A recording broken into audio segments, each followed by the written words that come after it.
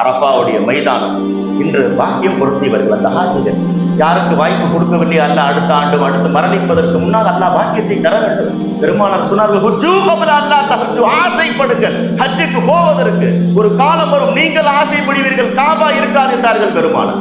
நீங்கள் ஆசைப்படுவீர்கள் காபா இருக்காது, சாலிசா இடிக்கப்பட்ட காபா அல்லாஹ்வின் உயர்த்தப்பட்டு விடும் என்றார்கள் பெருமானார். அதனால் நீங்கள் ஆசைப்பட்டு ஹஜ்ஜுக்கு போவது ஏன் தெரியுமா?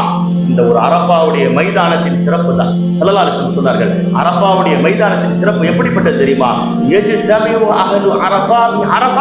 அரபா மைதானத்திலே மனிதர்கள் மட்டும் கலந்து கொள்ளுகின்றார்கள். நீங்கள் நினைத்துக் கொண்டீர்கள் கிடையாது, உங்கள் கண்ணுக்கு தெரியாதவர் பல பேர் கலந்து கொண்டிருக்கிறார்கள். யார்?